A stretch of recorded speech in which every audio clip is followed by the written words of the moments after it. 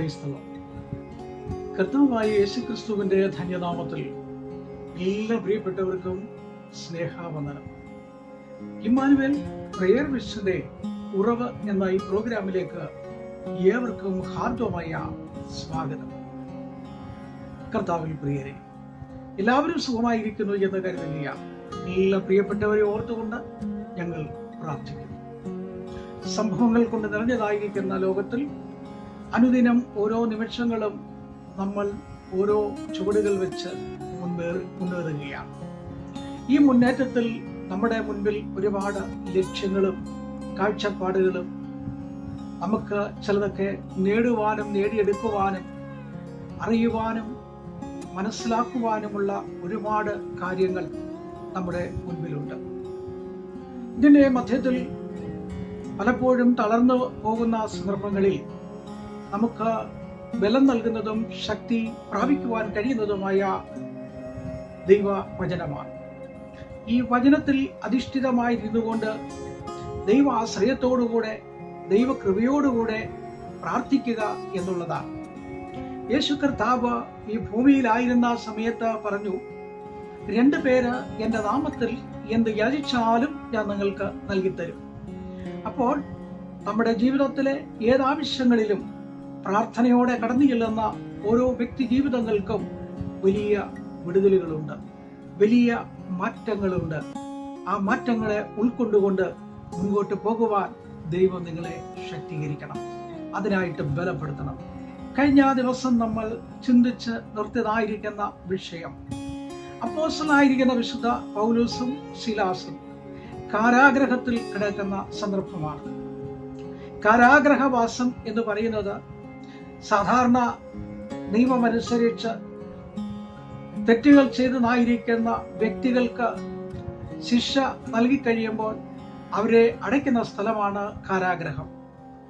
അല്ലെങ്കിൽ തുറങ്കലിലിടുക, ഇരുട്ടറയിലിടുക, ചങ്ങലയിലിടുക, ആമത്തിലിടുക.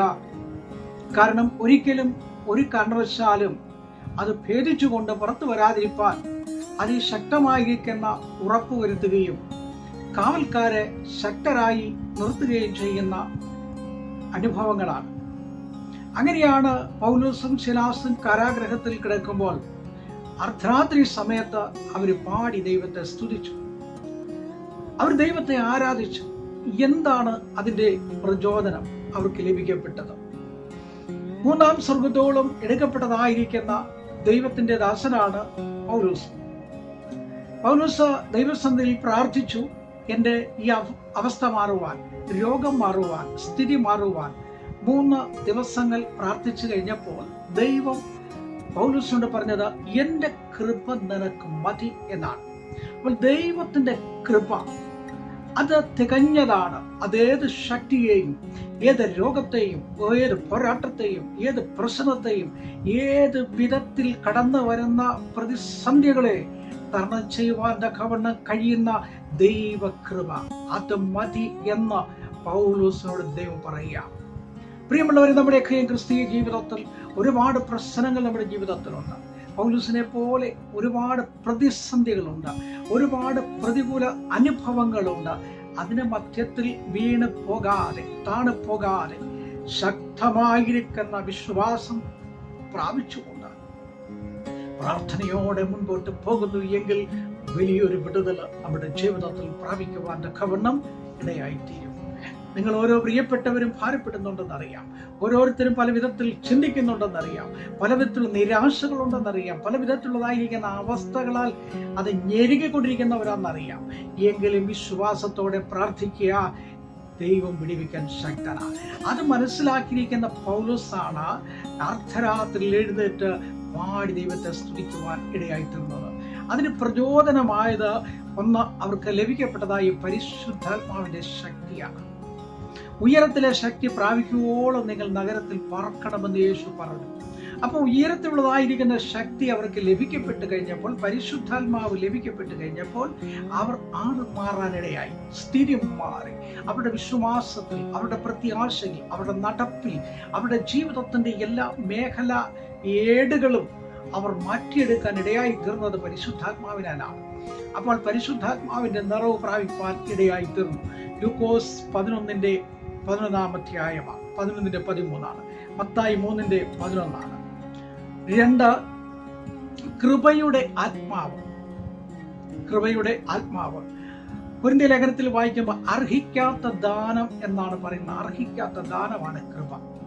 അപ്പോൾ ഈ അർഹിക്കാത്ത ദാനമാകുന്ന പരിശുദ്ധാത്മാവ് നിങ്ങൾ ആഗ്രഹിച്ചതായിരിക്കത്തില്ല, നിങ്ങൾ ചിന്തിച്ചതല്ല, നിങ്ങൾ വിചാരിച്ചതല്ല. അതുകൊണ്ടാണ് പത്രോസ് എഴുന്നേറ്റ് പറഞ്ഞത്, നിങ്ങൾ വിചാരിക്കുന്നത് പോലെ ഞങ്ങൾ മദ്യം കുടിച്ചവരല്ല, വീഞ്ഞു കുടിച്ചവരല്ല, ഞങ്ങൾ വാഗ്ദത്തം എന്ന പരിശുദ്ധാത്മാവിനെ പ്രാപിച്ചവരാണ്. അപ്പോൾ ഇവിടെ കൃപയുടെ ആത്മാവിനെ അവർ പ്രാപിക്കാൻ ഇടയായി തീർന്നു. എബ്രായർ 10:29, യോഹന്നാൻ 14:17. നിങ്ങളുടെ ഹൃദയം കലങ്ങിപ്പോകരുത്, എന്നിലും എൻ്റെ പിതാവിലും വിശ്വസിപ്പീൻ, നിങ്ങൾക്ക് ലഭിക്കപ്പെടും. യേശു പറയുകയാണ്, വിശ്വാസത്തോടെ ഈ മല നീങ്ങാൻ പറഞ്ഞാൽ നീങ്ങും, വിശ്വാസത്തോടെ സൗഖ്യം പ്രാപിക്കും. അതുകൊണ്ടാണ് ഒരു മനുഷ്യൻ യേശുവിന്റെ കാൽക്കൽ വീണ് പറഞ്ഞു, എൻ്റെ ദാസൻ ഇപ്പോൾ രോഗിയായിട്ട് കിടക്കുകയാണ്, അവൻ രക്ഷപ്പെട്ട് ജീവിക്കുവാൻ അങ്ങ് ഒരു വാക്ക് കൽപ്പിച്ചാൽ അവൻ എഴുന്നേക്കും. ഇത്ര വലിയ വിശ്വാസം ഞാൻ നിന്നിൽ ആരിലും കണ്ടില്ല എന്ന് പറഞ്ഞിട്ട് പറഞ്ഞു, നിന്റെ ദാസൻ എഴുന്നേറ്റിരിക്കുന്നു എന്ന്. ഒരു ഭൃത്യൻ ഓടി വന്ന് പറഞ്ഞു, ആ ദാസനിത എഴുന്നേറ്റിരിക്കുന്നു. അപ്പോൾ ദൈവത്തിന്റെ ആ ശക്തി എത്രമാത്രമാണ്, എത്രമാത്രം വലുതാണ്, എത്രമാത്രം അനുഭവങ്ങളാണ് പ്രാപിക്കാൻ കഴിയുന്നത്. ഇവിടെ വായിച്ചത് കൃപയുടെ ആത്മാവ് എന്ന പരിശുദ്ധാത്മാവാണ്. 2, കൃപയുടെ ആത്മാവിനെ പ്രാപിച്ചിരിക്കുന്നു. കർത്താവിന്റെ സ്തോത്രം. 3, ജീവന്റെ ആത്മാവ്. റോമാലേഖനം 8:11. ജീവന്റെ ആത്മാവ്. അപ്പോൾ ദാവീദ് ഒരിക്കൽ പറയുന്നുണ്ട്, എന്നെ ജീവന്റെ മാർഗത്തിലേക്ക് നടത്തണമേ. ജീവന്റെ മാർഗത്തിലേക്ക്, നേരെയുള്ള പാത എനിക്ക് കാട്ടിത്തരണമേ. അപ്പോൾ ജീവിതത്തിൽ ഒരുപാട് പ്രതിസന്ധികളും തളർച്ചകളും കടന്നു വരുമ്പോൾ ജീവന്റെ മാർഗത്തിലേക്ക് നയിക്കും. യേശു പറഞ്ഞു, ഞാൻ ജീവനാകുന്നു, സാക്ഷാൽ മുന്തിരിവള്ളിയാണ്, എന്നിൽ വിശ്വസിക്കുന്നവൻ മരിച്ചാലും ജീവിക്കും. നിത്യജീവനാണ്. യേശു പറഞ്ഞു, ഞാൻ നിത്യജീവനാണ്, വിശ്വസിക്കുന്നവൻ നിത്യജീവന്റെ ഉറവിലേക്ക് നടത്തും. നിത്യജീവന്റെ ഉറവെന്ന് പറഞ്ഞാൽ വറ്റാത്ത ജലസ്രോതസ്സുള്ള സ്ഥലമാണ്. ഏത് വേനലിലും കുടിനീരായിട്ട് മനുഷ്യന് കൊടുക്കുവാൻ, മനുഷ്യന്റെ ആവശ്യത്തിന്, മൃഗത്തിന്റെ ആവശ്യത്തിന്, പക്ഷികൾക്ക് ഒരിക്കലും പറ്റാത്തതാണ് ഉറവ്. അത് മരുഭൂമിയിൽ ഹാഗറിന് തുറന്നു കൊടുത്തു. എല്ലാ വാതിലുകളും അടഞ്ഞപ്പോൾ, എല്ലാ വഴികളും അടഞ്ഞപ്പോൾ, എല്ലാ സാഹചര്യങ്ങളും തനിക്കെതിരെ കടന്നു വന്നപ്പോൾ ദൈവസനിൽ കരഞ്ഞതായിരിക്കുന്ന ഹാഗറിനെ കണ്ടുകൊണ്ട് ദൈവം ദൂതനെ അയച്ചു പറഞ്ഞു, നീ കരയണ്ട, നിന്റെ കണ്ണു തുറന്നു നോക്കുക. ഉറവ തുറന്നു. ജീവന്റെ ഉറവ, ജീവനിലേക്ക് അവൻ നിന്നെ നടത്തുന്നു. ജീവന്റെ ആത്മാവ്. 4, വാഗ്ദത്തത്തിന്റെ ആത്മാവ്. ദൈവം നിന്നോടൊരു വാഗ്ദത്തം ചെയ്തിട്ടുണ്ടെങ്കിൽ അത് എഫേസ്യ ലേഖനം 1:14 വാഗ്ദത്തത്തിന്റെ ആത്മാവിനെ പ്രാപിച്ചു. ഇതായിട്ട് ആത്മാവ് ഉണ്ട്. അപ്പോൾ ദൈവസന്നിധിയിൽ പറയുന്ന വാഗ്ദത്തം എന്നവൻ നിവർത്തിക്കുന്നവനാണ്. വാഗ്ദത്തം ചെയ്തവൻ നിവർത്തിക്കും.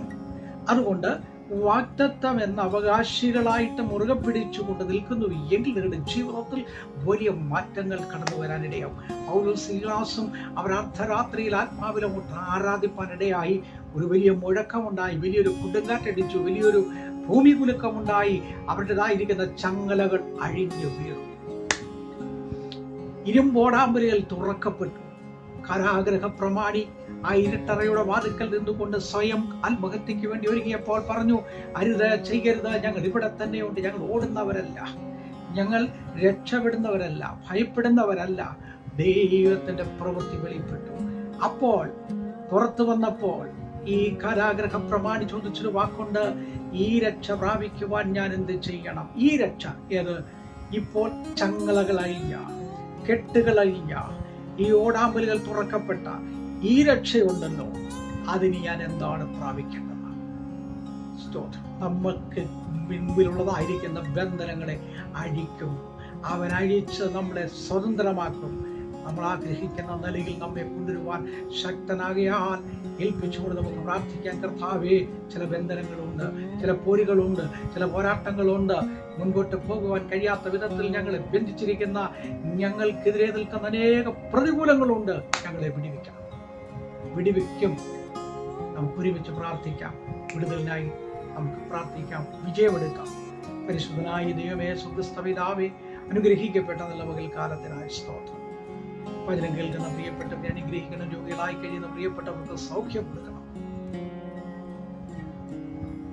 സ്വദേശത്തും വിദേശത്തുമായി ജോലിയോടുള്ള ബന്ധത്തിൽ പഠനവുമായി ബന്ധപ്പെട്ട് അനേക പ്രിയപ്പെട്ടവരുണ്ട്. ഗൾഫിലുണ്ട്, യൂറോപ്പിൽ, അമേരിക്കയിൽ പഠനവുമായി ബന്ധപ്പെട്ട് ബിസിനസ് ചെയ്യുന്നവര്, ജോലി ചെയ്യുന്നവര്, കുടുംബമായി വസിക്കുന്നവര്, എല്ലാ പ്രിയപ്പെട്ടവരെ അനുഗ്രഹിക്കണം.